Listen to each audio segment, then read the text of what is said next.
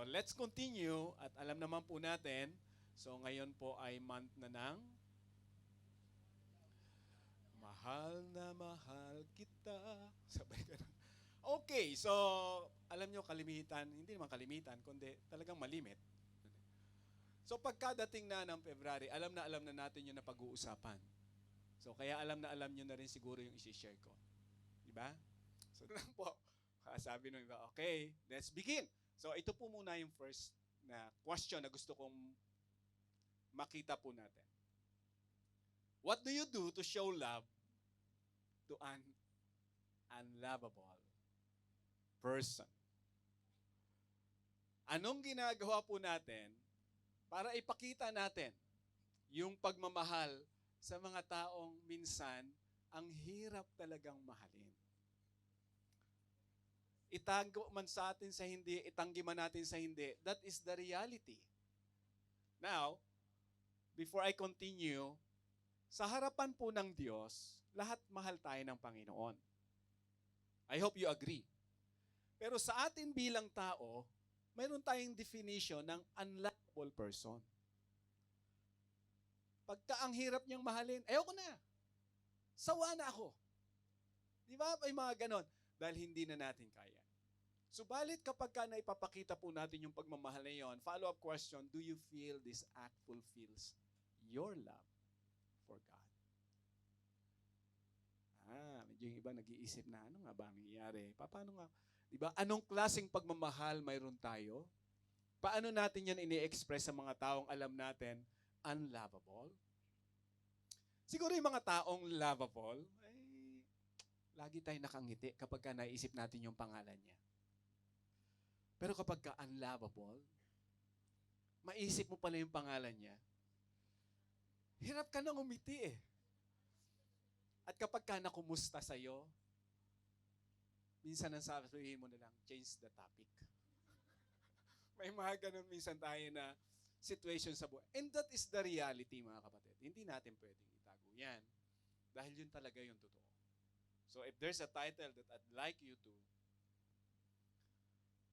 remember in our conversation is this: love fulfills. Gaano katotoo to? Siguro tatanungin, Pastor, gaano katotoo yan? That love fulfills. Mayroon bang fulfillment sa buhay natin? When you express love, ginawa mo na lahat ng paraan. Minahal mo na, sagad sa agaran talaga. Nagkaroon ba ng fulfillment yung pagmamahal na ibinigay mo? Or nakita mo at the end, everything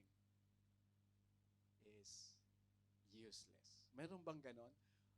Maaring wala po dito, pero sa reality, sa buhay ng tao, may mga ganon eh. Dapat tingnan natin yung realidad ng buhay. Na maraming tao nag-express ng love, pero at the end of the day, there is no fulfillment. Sabi nila, sayang lang. Dapat di na lang ako nag-ubos ng oras sa'yo. May mga ganon tayo minsan expression. Napakalawak po ng pagmamahal pag pinag-usapan. Pero gusto ko na i-share sa inyo ngayon the fundamental. Kasi alam ko, mula sa matututunan natin ngayon, titingnan natin bawat anggulo ng pagmamahal at ia-apply natin itong principle na to. Okay? So ia-apply po natin itong principle na to. If there's one thing that I'd like you to remember, the truth and principle na pwede nating i-apply sa lahat po ng area, pag nakita natin itong katotohanan na to is this: following God's greatest commandment is our greatest fulfillment.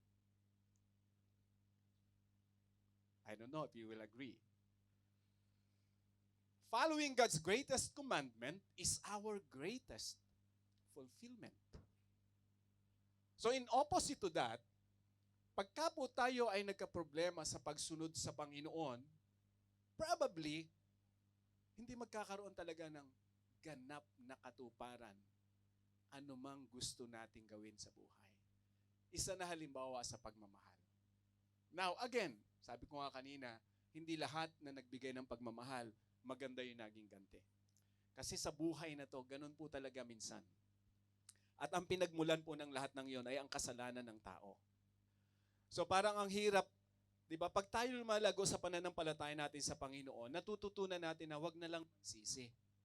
Wag mo na lang sisihin yung tao. Kasi pag sinisisi mo lalo, ay pati ikaw ay nadidepress lang eh. Di ba? Yung parang yung sisi mo, bumabalik sa'yo. So kaya pag tayo lumalago sa pananampalataya, tinuturuan tayo ng Panginoon, okay anak, relax lang. Tingnan mo ang mga bagay na plano ko sa iyo. Kaya po nakita ko tong statement na to, mababatahin nating verses sa Bible, that following God's greatest commandment is our greatest fulfillment. So ano ba po yung pinag-uusapan natin na yan? Saan natin makikita itong statement na to? Siguro yung iba may idea na, but let's go and let's digest po kung saan natin ito makikita. From Matthew chapter 12, verse 28, ito po yung event. What the teachers of the law came and heard them debating. Noticing that Jesus had given them a good answer, he asked him, of all the commandments, which is the most important? Okay. Gusto ko po, bawat isa sa atin, let's imagine na tayo po kasama doon sa mga tao na kini-question yung pong ating Panginoon, tinatanong nila, yan po yung event eh. Kasi ang dami ni Lord na sinagot. Pag binasa niyo po yung Mark, tinanong siya about doon sa taxes, tinanong siya about divorce, ang dami po sa mga mag-asawa, tinanong si Lord. Ang gaganda ng mga sagot ng Panginoon. Isa sa teachers of the law, na-intrigue siya. Sabi ron, nakita niya, yung debating, ibig sabihin, alam niyo po, nung araw, kasi siguro tayo, familiar tayo, pagka nanonood tayo ng mga movie about romance, di ba, movie, sigawan sila nung araw, sigawan. Kasi wala naman pong microphone ng araw. Kaya para marinig para makuha yung attention mo, sumigaw ka, at the top of your lungs, kinakailakas mo yung boses mo. Ganun yung style eh. Pag may tanong, kinakailangan, kaya kawawa yung mahihina ang boses nung araw. Pero ngayon, dahil may microphone na tayo, may mga, anyway, that's the event. So kung pupunta po tayo sa lugar na yon, imagine yourself, you are there.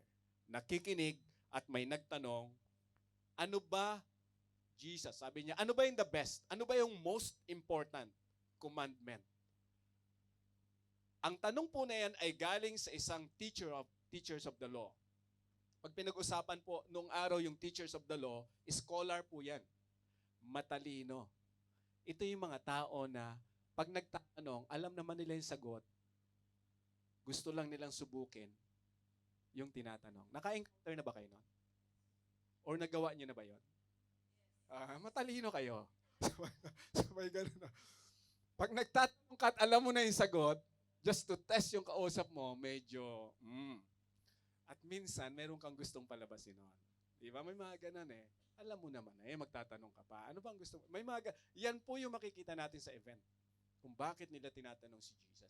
Now, pansinin natin yung sagot ng Panginoon. Di ba? Ang tanong niya, ano yung, sa lahat ng commandment, ano yung the best? Ano yung mas importante? Ito yung sagot ni Lord.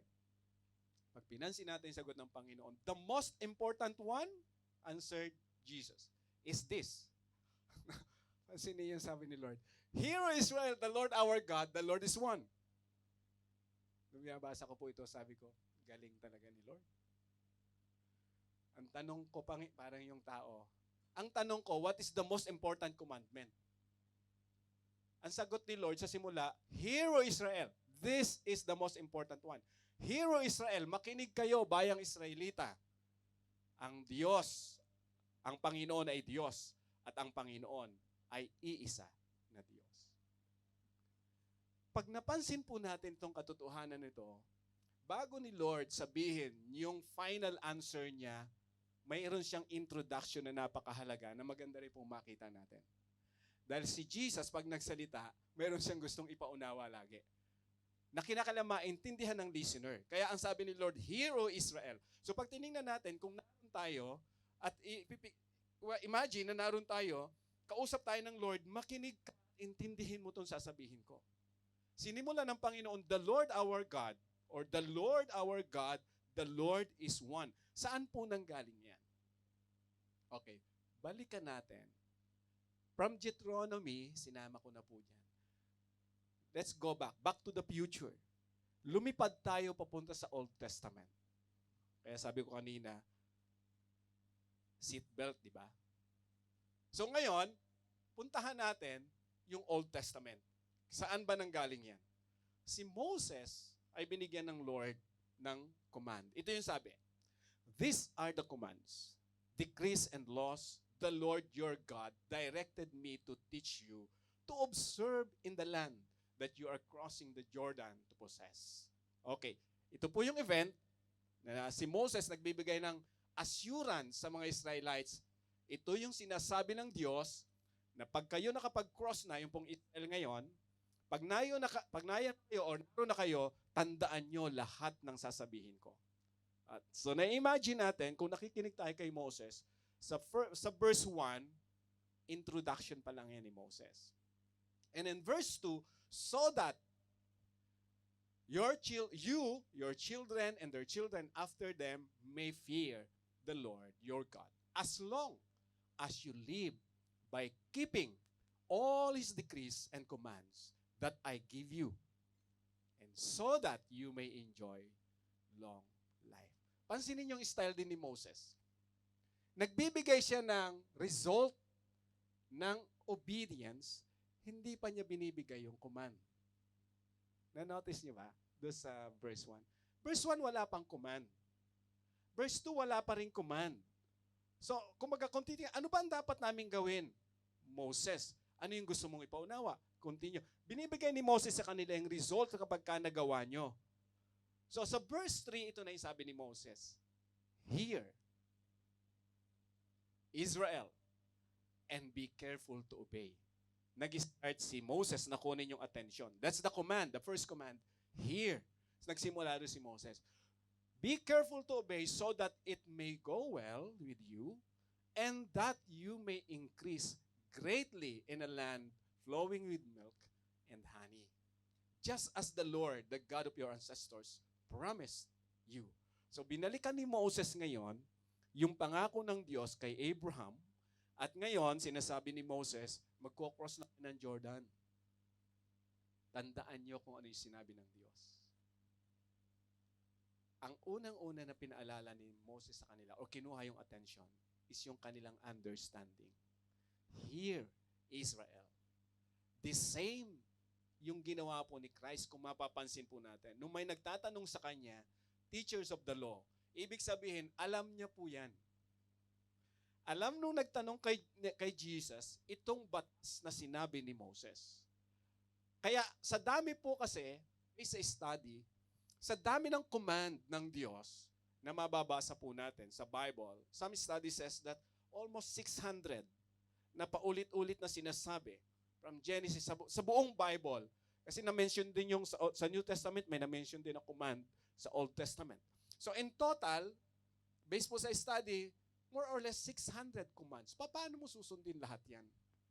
But familiar tayo sa tinatawag na 10 Commandment. So, 10 Commandment, doon po nakapaloob sinabi ng Diyos kay Moses.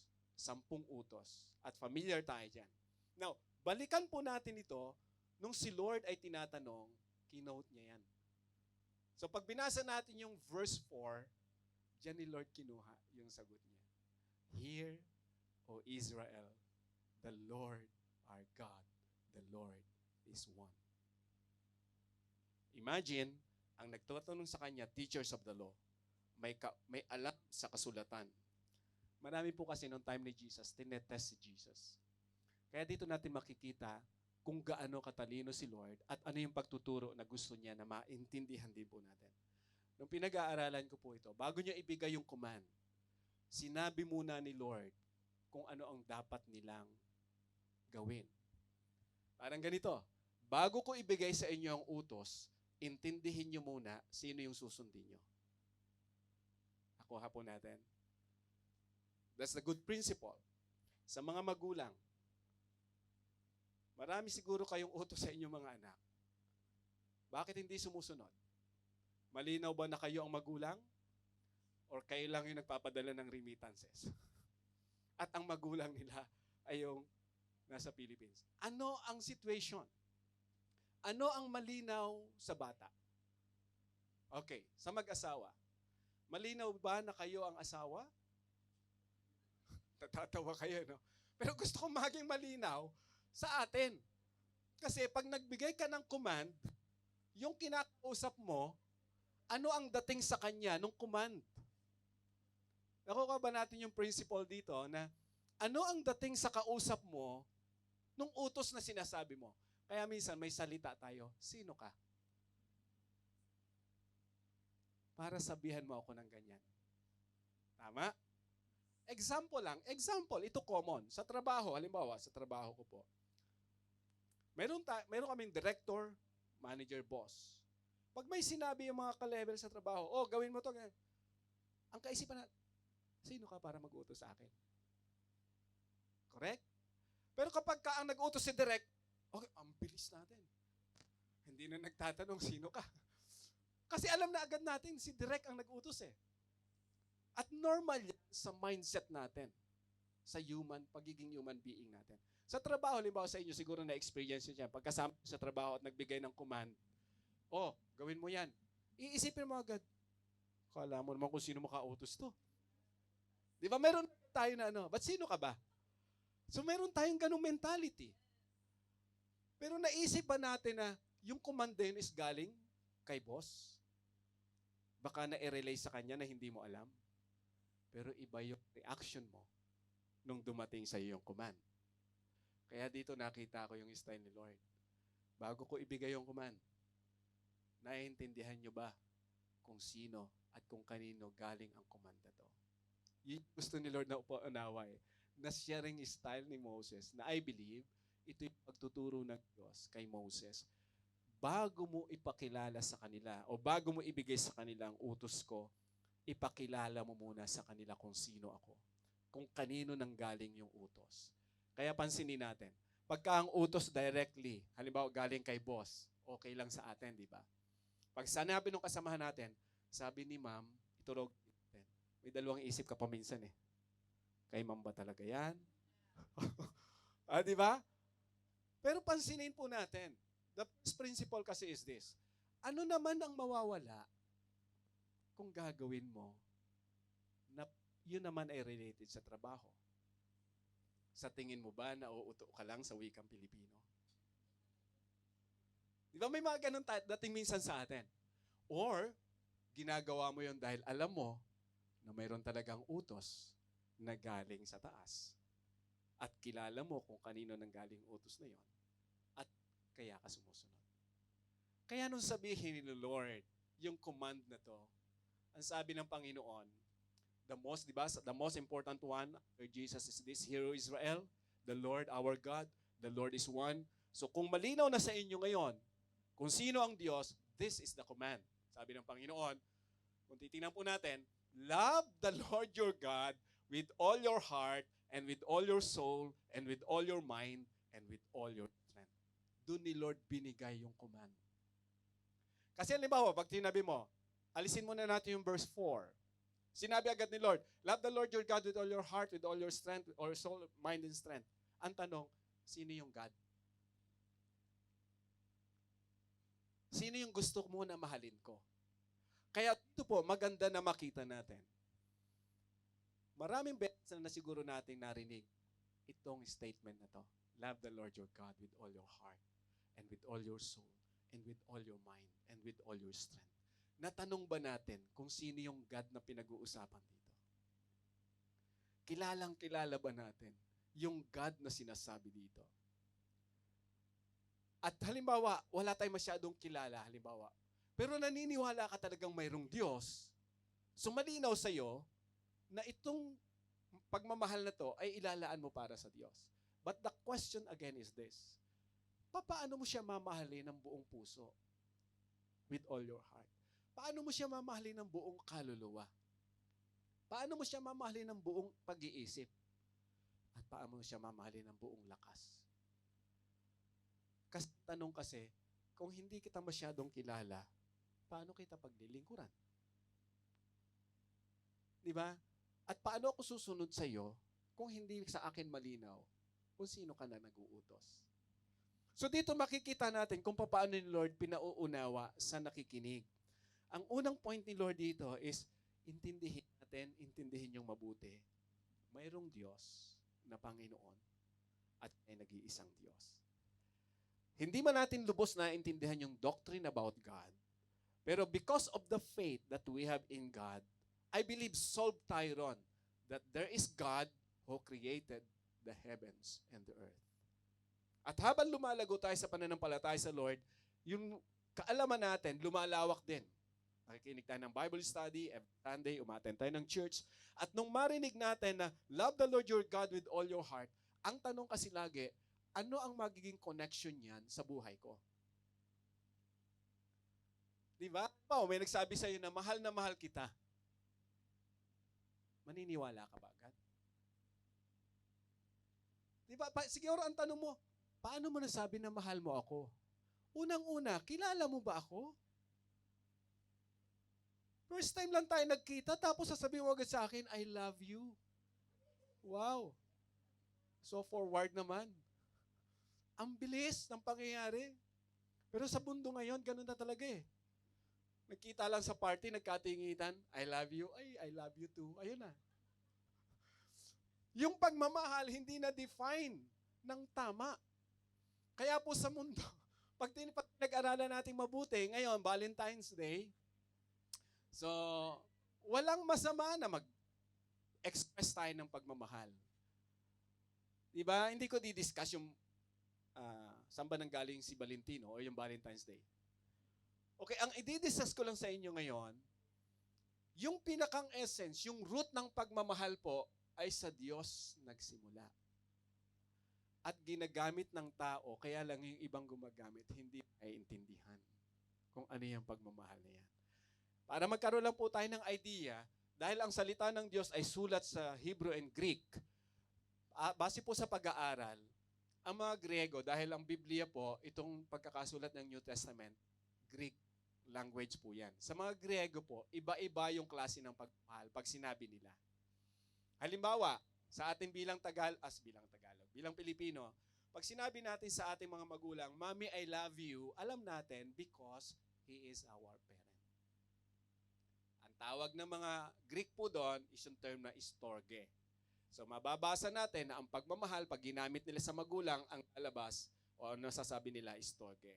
Pag may kaibigan naman tayo at sinasabi natin, alam mo friend, mahal na mahal kita dahil kaibigan kita. So ang Greek word po doon, simpleng salita lang, sabihin lang nila, phileo-si. Ganun lang kaiksi. Phileo, ibig sabihin magkaibigan tayo. Kaya mahal kita. Okay, ngayon sa mundo na ginagalawa natin, pagka yung pagmamahal, nagsabi, I love you because you are so cute, you're so beautiful, you're so handsome. Nakatingin ka sa physical na kaanyuan, sa Greek people, ang tawag nila doon, eros, kind of love. Siguro, narinig nyo na yung before. Kaya, sa mundo na to, pagka pumaga ng klase ng pagmamahal, yung eros, ibig sabihin niyan, makalaman. Physical attraction. Now, itong pinag-uusapan po natin na love, na binanggit dito at nabasa natin, hindi po yan phileo, hindi po yan storge, hindi po yan eros. Ang term po na ginamit nila dyan is agape. Ang ibig sabihin niyan, divine love or the love that God's expressed. Yung pagmamahal na ang Diyos ang siyang pinagmulan. Agape. Sa ibang salita, yan din po yung pagmamahal na unconditional. Ang unconditional because nung minahal tayo ng Diyos, hindi po niya tiningnan yung kalagayan natin. Kung tayo ba ay righteous or unrighteous, whatever. Ang sabi ng Lord, for God so loved the world. Whether ano man ang kalagayan natin, mahal tayo ng Diyos. That is agape. That is the love that comes from the Lord. Nung utos si Lord, love the Lord, it's the same word. Mahalin mo ang Diyos ng pagmamahal na kagaya ng pagmamahal niya sa iyo, yung unconditional love. Yung mahal mo siya hindi dahil pinagpapala ka niya. Lord, mahal kita kasi siyempre, nagpray ako, bless mo ako. Kaya I love you. Ay nung nagpray at hindi bless, pampihira ka naman, o Diyos. Oh. Kala ko ba, nagmamahalan tayo. Ibang klase ng pagmamahal yon.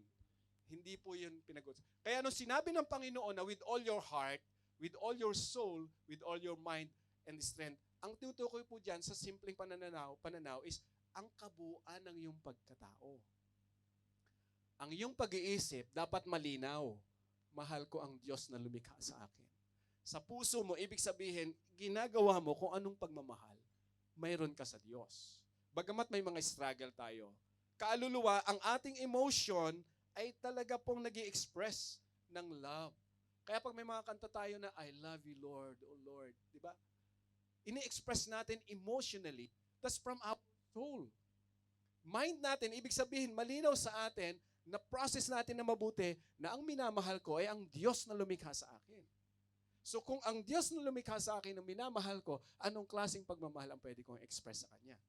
Is it the same love na ini-express ko sa tao?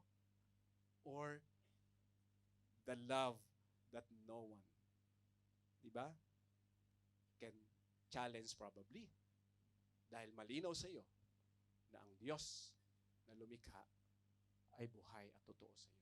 With all your strength, kahit anong mangyari, mahal mo ang Diyos. So dito natin makikita na kung malinaw sa atin ang pagmamahal na to na kagaya ng sinabi ng Panginoong Jesus, I believe kahit po tayo ay tao na minsan may kakulangan, may kahinaan, pero kung malinaw sa atin itong pagmamahal natin ito sa Diyos, siya rin po ang magbibigay sa atin ng strength. Siya rin ang magpapaunawa sa atin kung bakit natin ginagawa yon. It is a matter of how we express it from our inner being. Yung heart natin, dapat malinaw po yon. Now, if we will continue, the second is this. So, hindi natapos si Jesus. Love your neighbor as yourself. There is no commandment greater than this. Now, picture natin. Natin ba kayo sa lugar? Baka nawala na kayo doon sa lugar, kaya ibabalik ko muna uli. So, naroon pa tayo. So, nakikinig tayo. Ang tanong nung teachers of the law, ano yung the most important command or commandment? Sabi ni Lord, love the Lord your God with all your heart, soul, mind, and strength. Hindi natapos si Lord. Sabi niya, the second is this. Alam niyo po, itong second command na to, makikita naman natin sa Leviticus chapter 19, verse 18. So si Jesus, nung sumagot, nag-quote siya ng verse from the Old Testament. Probably, yung nagtatanong sa kanya, familiar lang siya doon sa Deuteronomy, na mahal niya ang Diyos. So isinama ni Lord ngayon yung neighbor. This is the second commandment, the greatest commandment. Mahalin mo ang iyong kapwa, gaya ng pagmamahal mo sa iyong sarili. Kung nabasa niyo po yung parable na sinabi ng Panginoon about the neighbor or Samaritan, ang tanong kasi nung isa na, kumbaga po ay feeling niya, alam niya yung kasulatan, kaya niya sinachallenge si Jesus. Nung magtanong siya na, who is my neighbor? Ang sagot sa kanya ng Panginoon, sino yung tumulong doon sa taong nangangailangan? Sino yung tumulong? Hindi nga masabi ng Jewish na Samaritan yung tumulong doon sa parable, di ba? Kasi galit sila sa Samaritano. So the one who expressed, the one who helped, that person is the one who brought him to the hotel. Yung tumulong, hindi niya sinabi Samaritan, although Samaritan. Ano sabi ni Lord? Do likewise. Gawin mo yung ginawa ng tao doon sa parable. Kaya pag pinag-usapan, sa tanong na to, who is my neighbor? Sino ba yung neighbor natin? Yung nakakasama mo lang sa building? Hi, neighbor. Tapos yung nasa baba or naglakad ka, hindi mo na neighbor. Ayan. At yung mga tao, di ba na hindi mo naman kakilala, hindi mo na neighbor. At kapag minsan nag-isip tayo, bato-bato sa lahat, tamaan, wag magagalit. Minsan parang feeling natin, mas magaling tayo sa iba. Mahirap yun. Kaya natin hindi magawang mahalin yung neighbor. Ang neighbor po, lahat ng tao. At lahat tayo guilty dito. Aminin man natin sa hindi. Huwag sasama ang loob nyo sa akin. Tanungin nyo ako after the preaching and I will explain more. But this is the reality. Nung sinabi ng Panginoon, love your neighbor as yourself, ang sinasabi niya dyan, yung lahat ng tao na nilikha ko na kagaya mo, makasalanan din. Ano man ang kalagayan nila, ano man ang color nila, mahalin mo sila kung papaano mo minamahal yung sarili mo. Yan. Pansinin natin yung reality. Siguro doon sa love the Lord your God with all your heart, soul, mind, and strength. Okay, Lord. Solve ako dyan.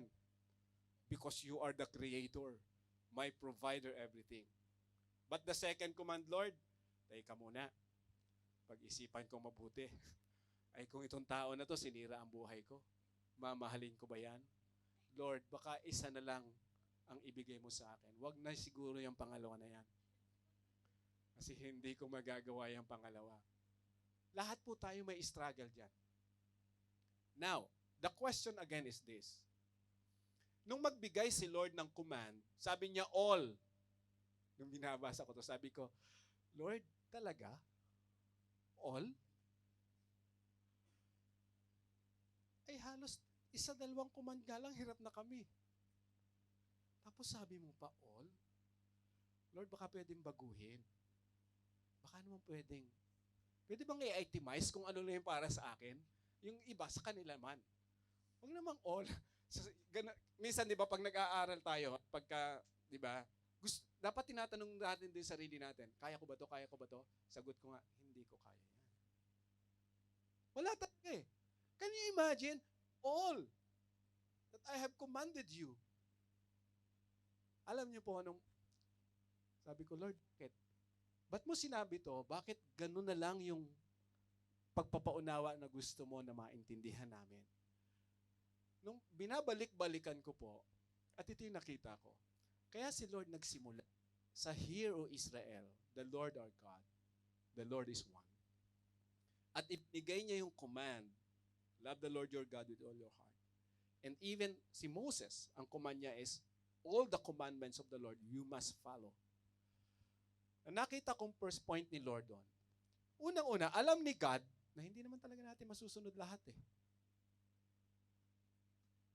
Totoo, di ba? Ay kahit nga tayo, alam natin yun eh. Ay si Lord pa. Alam mo ba na hindi mo masusunod lahat? Alam mo eh. Kahit matulog ka ngayon, pagising mo, alam mo pa rin. Hindi mo makakalimutan yan. Na lahat ng command ni Lord, hindi natin magagawa. Love the Lord your God with all your heart, with all your mind, with all your soul, with all your strength. Hihinga ka na lang minsan na malalim. Ay, Lord, paano ko gagawin to? Now, this is the lesson. Alam ni God na hindi mo talaga siya magagawa. Hindi natin talaga magagawa.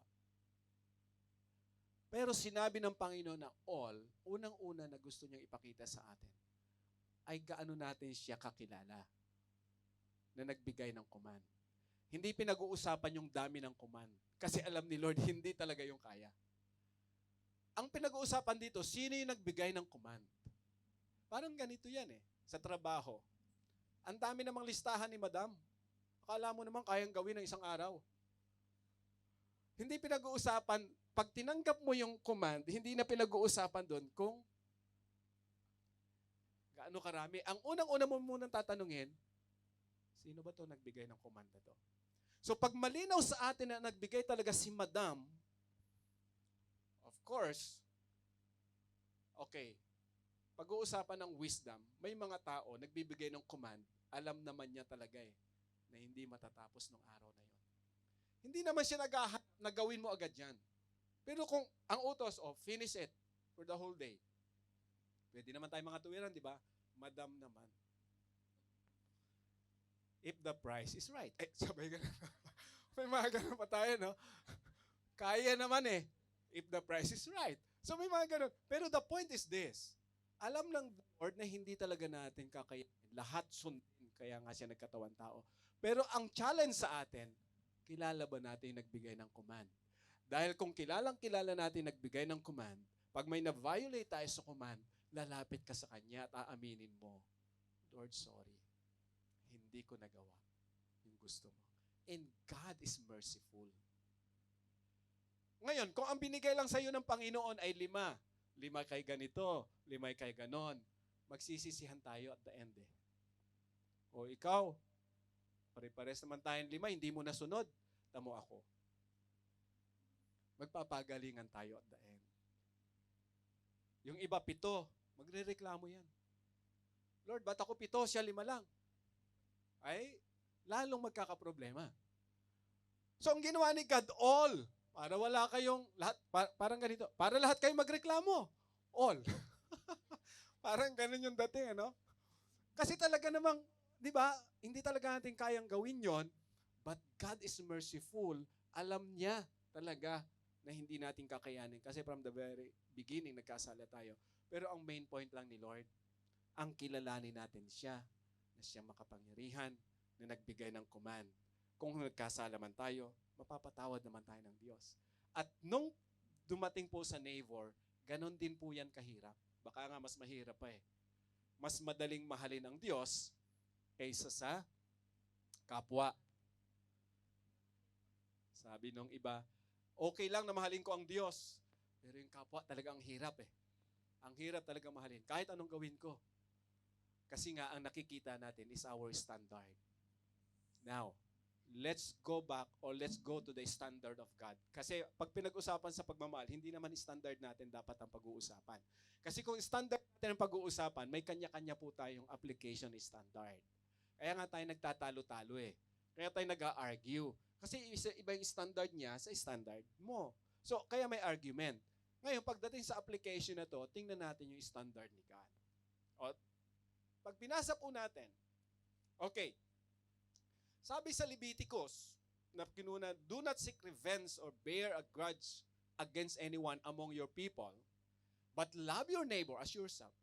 I am the Lord. Sa Leviticus, sinabi na rin ng Panginoon, nung sinabi niya yung love the Lord, but love your neighbor as yourself, I am the Lord. Binalik niya, ako ang Diyos. Ako ang Panginoon na nagbigay sa ng utos. Now, paano ito ipinaunawa ng Diyos sa mga disciples, sa mga apostles, na mahalaga na makita rin natin at maintindihan po natin? Ito po yung ayon kay John. Familiar kayo sa book ni John. Verse 4, 19-20. Ito yung sinabi ni John. We love because He first loved us. Whoever claims to love God, yet hates a brother or sister, is a liar. Ay, ang sakit no, namabasa ko to. Sobra ka naman dyan. Pero totoo itong standard na to ng Lord. For whoever does not love their brother and sister whom they have seen, cannot love God whom they have not seen.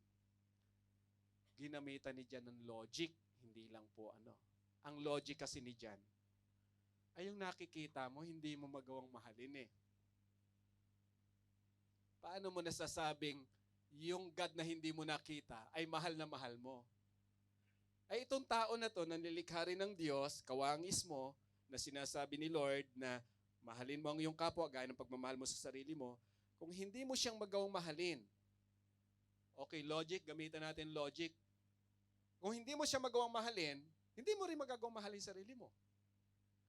Love your neighbor as yourself. Pag dinisobey mo yon, ibig sabihin, hindi mo rin magagawang mahalin ang sarili mo. Kasi hindi pwedeng paghiwalayin yung command niya na love your neighbor as yourself. Hindi pwedeng i-cut, love your neighbor. Stop. As myself? No. Hindi pwedeng gawin ganun eh. The command is love your neighbor as yourself.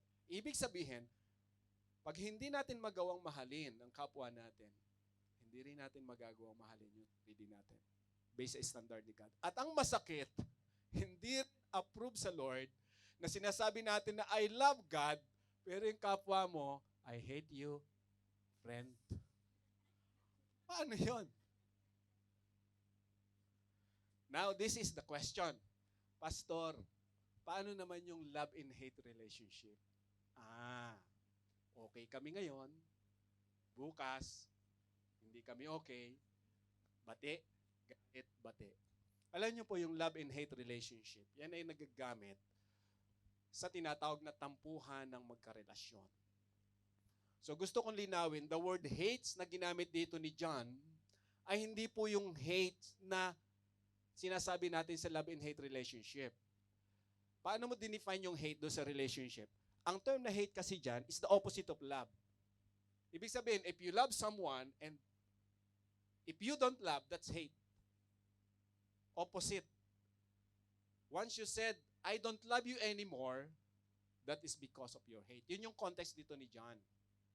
Now, when you say, I hate you, ibig sabihin, loveless ka at the time. Loveless in a sense na wala kang, kumbaga, karelasyon o minamahal. Kundi, wala kang pagmamahal. Yun ang point ni John. Yung term na hate, kaya lahat ng mali gagawin mo doon sa tao na yun dahil you hate him or her. You don't love him. And that's the context. Yun yung point dito na napakahirap talagang gawin. Mahirap mahalin ang kapwa. Di ba? Alam na alam nyo yan. Mas alam nyo yan kaysa sa akin. Mas alam nyo yan kaysa sa akin.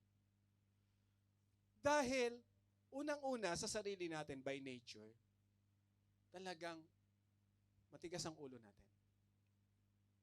Gusto natin gawin yung nakakapagpasaya lang sa atin.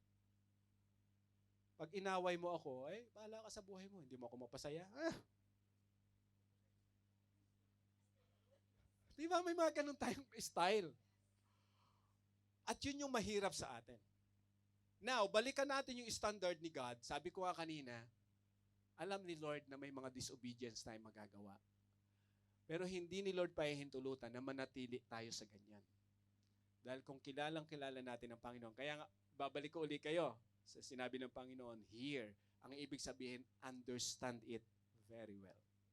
Hear Israel, the Lord is God, the Lord is one. Pag malinaw sa atin, na yung Lord na yung pinag-uusapan po ron, ang lumikha ng lahat, ang nagpo-provide ng lahat, ang may magagawa sa atin, dadalhin tayo ng Diyos sa ganong pananaw na kahit yung tao napakahirap talagang mahalin, iiyak ka na lang sa Panginoon. Pero yung hate, wala sa puso mo. Hindi mo sinasabi yung mga bagay na alam mong mali against that person, to that person. Bakit? Because the love that comes from God, you express it. Pastor, galit na galit ako. Okay lang naman magalit. Talaga? Sige, magagalit ako araw-araw. Sabi ng pastor, okay lang magalit. Hindi po yun ang point ko. Okay lang nagbagalit na express mo yung galit mo sa sama ng loob. But guard your heart. Na yung mind mo, yung puso mo, hindi ma-stuck dun sa galit. Kasi pag na-stuck ka dyan, baka pumunta ka sa hate. Yung ayaw mo nang makita yung pagmumukha ng tao na yon. Paano na? Talaga At doon talaga tayo nagfo-fall eh. Now, ito si Lord na tumutulong sa atin kung gusto na talaga natin na para maging malinaw sa atin yung pagmamahal na to, we need to surrender to God and we need to acknowledge Him as our God, our King in our lives. Kasi siya rin talaga yung makatutulong po sa atin. Itong command na to ng Panginoon ay magiging malinaw po sa atin. Yes, there is struggle, pero malinaw eh. Sabi nga ni John, and He has given us this command. Anyone who loves God must also love their brother and sister. So, ibig sabihin, pag tinignan natin yung formula ni John na gusto niya ipaunawa sa atin, love plus hate equal to liar. That's true. Yun yung formula ni John eh. Sinabi mo, mahal mo ang tao, pero napupuot ka sa tao. Sabi ni John, sinabi mo, mahal mo ang Diyos, pero napupuot ka sa tao. Sabi ni John, sinungaling ka. Hindi po ako nagsabi niyan. Si John, sakit, ngayon binabasa ko, sakit naman ito. Pero, sabi ko nga, sasabihin ko ba to Lord? Kung ano yung nasulat eh. Alam nga naman itago ko. But this is the reality. Alam niyo po, pag natanggap natin at naunawaan natin yan, we may realize na, oo nga Lord, no? Ang pagmamahal naman po ay hindi yung nagpapadala ka, alam niyo sa Tagalog yung term na uto-uto. Hindi po pagmamahal yun. Yung sunod-sunuran ka dahil, I love you, sweetheart. Oh, thank you. Please send me this one. Okay. At kung saan-saan gagalmitin, Kasi mahal na mahal kita, kaya ayan, nauubos yung remittance. Hindi po yun yung pagmamahal na tinuturo ng Diyos. Ang pagmamahal na tinuturo sa atin ng Panginoon, nagre-remit ka, malinaw sa iyo. Para saan yung nire-remit mo? Malinaw sa iyo na tumutulong ka. Malinaw talaga sa iyo. Pero kung nagre-remit ka dahil bulag, mahirap yun eh. Mauubos yung savings mo. Pag uwi mo ng Pilipinas, abay wala pala lahat ng pinadala mo. Mayroon po mga ganong situation. Sinasabi ko yung reality para makita natin na ang pagmamahal sa Diyos at ang pagmamahal sa tao supposed to be fulfilling. Kaya lang minsan natin hindi fulfill. Bakit? Kasi mali yung ginawa sa atin ng tao. Now, from the very beginning, kung tama naman yung ginawa mo sa tao, at ginawa mo yun dahil sa Diyos, I could say, it's still fulfilling. Unless ginawa mo yon na hindi mo talaga alam, hindi mo naintindihan. Kaya nga may kanta sa atin eh, bulag daw na pagmamahal. Bulag na pag-ibig. May mga ganon. So anyway, hindi po bulag na pag-ibig yung ating pinag-uusapan ngayon. Ito po'y katotohanan na pagmamahal sa Diyos. At dito dapat magsisimula ang lahat. Kung paano mo mamahalin ang asawa mo, ang anak mo, ang kapwa mo, lahat po magsisimula dito. Sa mga kataga na to ng Panginoon. Now, so kung titingnan po natin, so sabi ko nga, loving Him, God, and others is God's commandment that gives us true fulfillment. Kaya po yung sa title na sinabi ko, Love Fulfills. Kung malinaw sa atin na ginawa mo ang lahat para sa Diyos, kahit na naloko ka ng tao. Kasi lahat naman talaga, hindi naman natin alam yung future. Ginawa mo naman yung tama. So minsan feeling mo hindi fulfilling yung ginawa ko. Pero sa harapan ng Diyos, dahil sumunod ka sa Kanya, dahil mahal mo siya, kaya mahal mo yung Diyos, mahal mo ang kapwa-tao. So alam mo na hindi panluloko sa simula yung ginagawa sa'yo. Kaya ka tumutulong, kaya mo minamahal. It happens na may mga pangyayari na hindi naiwasan. Kaya feeling mo nagkaroon ng problema at naloko ka. Huwag mong hayaan na yung pagmamahal mo sa Diyos at yung pagmamahal mo sa kapwa na ininvest mo sa tao na yon ay masira. Huwag mong hayaan. Kasi kung tama yung simula, sisirain talaga yan ng kaaway. At i-challenge yung pagmamahal na yan. So ilapit natin sa Panginoon. Dahil si Lord ang magpapaunawa sa atin kung yung bang ginawa mo is fulfilling or not. The next time around, may learning na tayo. Alam mo na yung gagawin. Pag may alam ko na yan. Ito Lord, posible dito mapunta to. Kasi may pinarana sa iyo ang Panginoon at natutunan mo. So maingat ka na ngayon. Although hindi ka perfect, pero alam mo na eh. Lord, tulungan mo ako sa decision na to. Kahit minsan sumama ang loob sa iyo, na feeling hindi mo siya mahal, ipaunawa mo, mahal kita, pero hindi mo naintindihan yung pagmamahal na gusto kong matutunan mo. Kaya minsan yung mga bata, pag hindi naintindihan yung pagmamahal ng ina, bakit minsan hindi nyo binibigay yung pangailangan? Kasi ayaw nyo na matuto siya na hingi lang ng hingi at yun naman kanyang pangailangan ay mapupunta lang kung saan-saan. Tinuturuan nyo. Anak, magtipid ha, dapat ganyan. Yung ibang bata nagtatampo minsan. Turuan. Kung ba? The same thing sa ating pong buhay sa Diyos. Eh.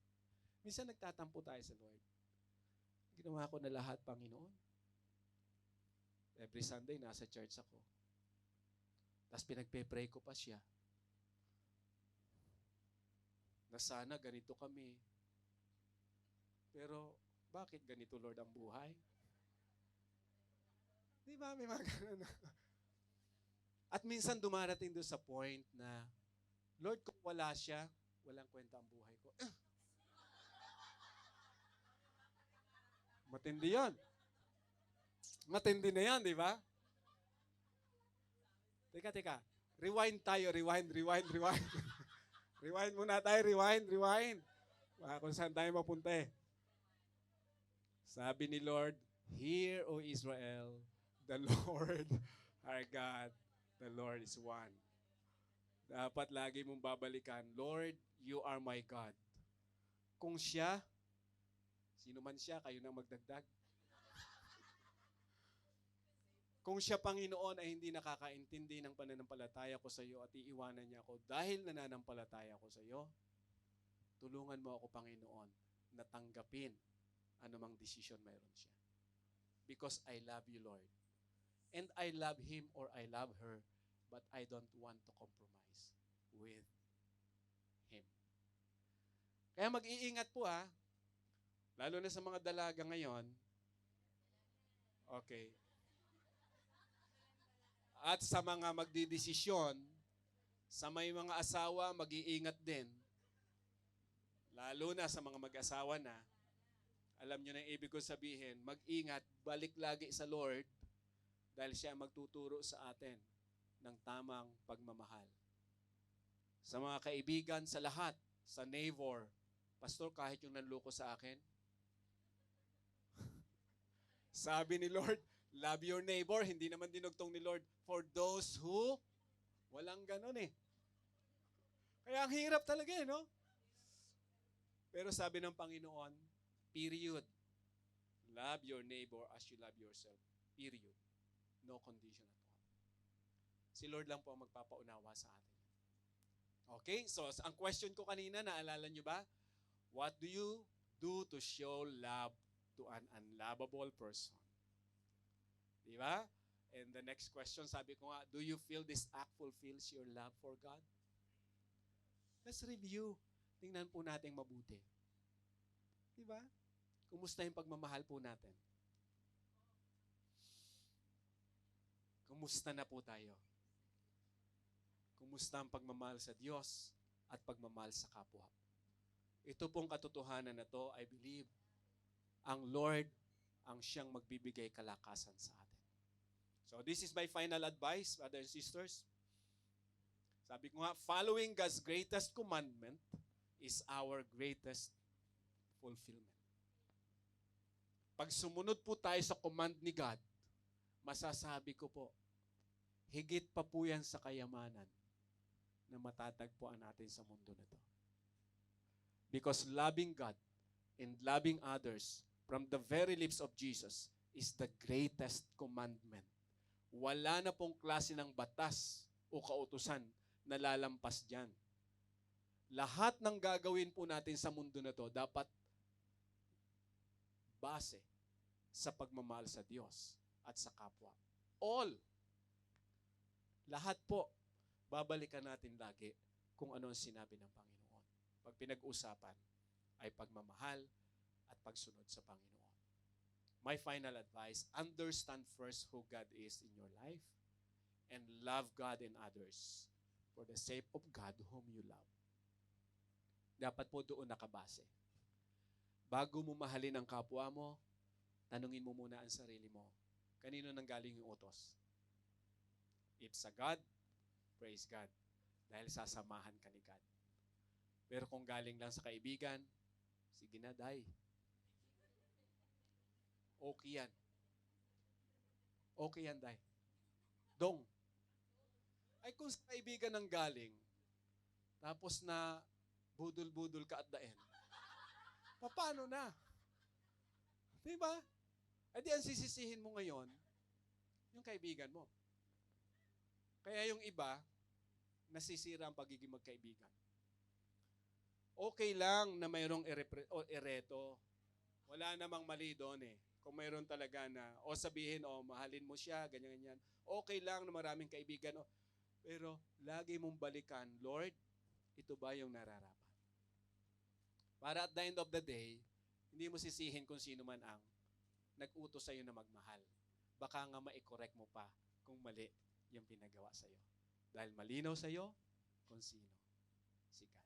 Amen? So maganda po na lagi natin na binabalikan.